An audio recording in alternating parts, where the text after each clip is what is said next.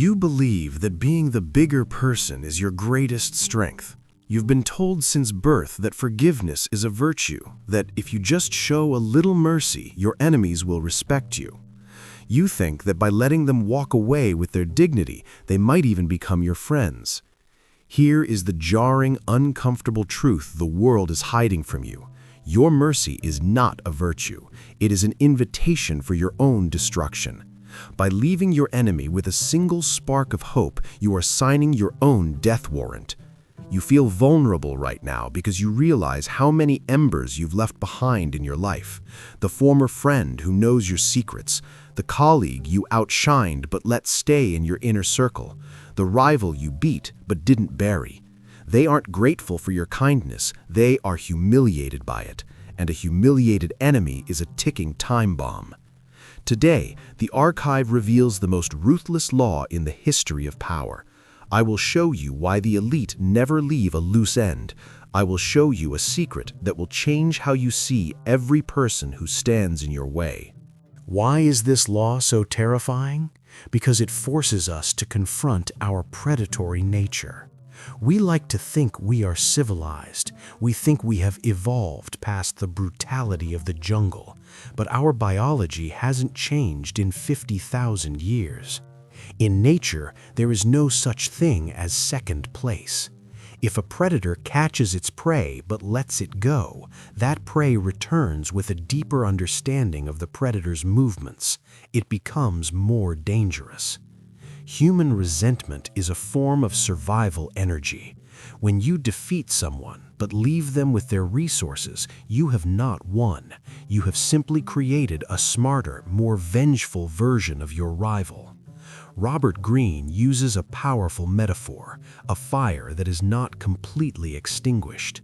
You can pour water on the flames, you can stomp out the heat, but if one tiny red ember remains, unseen, tucked beneath the ash, the wind will eventually find it. It will breathe life back into the coal, and that fire will return to burn your house down while you sleep. The elite understand that power is binary. You either have it or you don't. There is no middle ground. They know that mercy is often just a mask for cowardice. We hesitate to crush people because we fear the social fallout or the psychological weight. But the master knows that the weight of a returning enemy is far heavier than the weight of a final blow. This is an ancient, forgotten piece of human nature. To win is to erase the possibility of a comeback. Let us enter the archive to examine a woman who mastered Law 15 better than any man in history, Wu Zetian. She started as a low-level concubine. She had no birthright and no army, but Wu Zetian understood the mechanics of the ember. She knew that every rival she bypassed was a potential assassin. When she set her sights on becoming empress, she didn't just outmaneuver her competition, she erased them. Her first targets were Empress Wang and consort Shao. Wu didn't just have them demoted, she framed them for crimes so heinous that the emperor himself turned against them. She isolated them from every ally they had. Most would have stopped there. They were in prison, they were powerless, but Wu Zetian knew Law 15. She knew that as long as they breathed, they were a symbol for her enemies to rally around. She ordered their deaths. She ordered their family names changed to words meaning snake and vulture. She hunted down their cousins and their supporters. By the time she took the throne, there was no one left to whisper a protest. She ruled for decades in peace because she paid the price of ruthlessness up front. She understood that 100 small battles are more exhausting than one final, total war. You are in a competition. Whether it's your career or your social circle, the rules of Law 15 apply. Here are 5 power moves to crush your competition totally. Move 1. Attack the root. Every enemy has a source of power. It might be their reputation or a specific connection. Do not attack the branches, attack the root. Stop competing on their terms. If they rely on a specific social group, build a better relationship with the leader of that group. When the root dies, the enemy withers. Move 2. Strategic isolation. An enemy with allies is a hydra.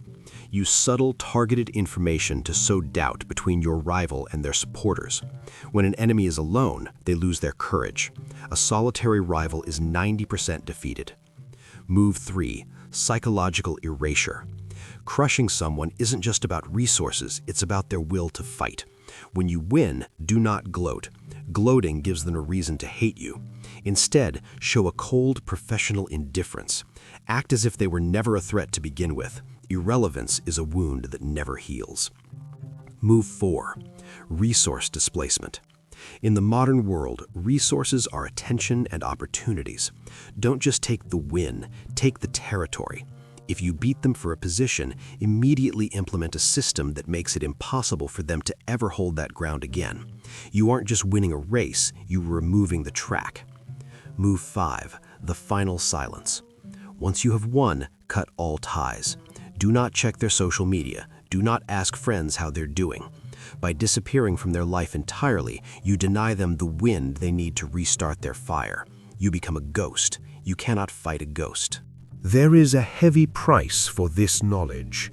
To crush an enemy totally, you must be willing to lose a part of your own humanity. You cannot perform Law 15 and remain the nice person you used to be. If you misuse this law, if you attack people who are not truly your enemies, paranoia will consume you. You will begin to see embers everywhere.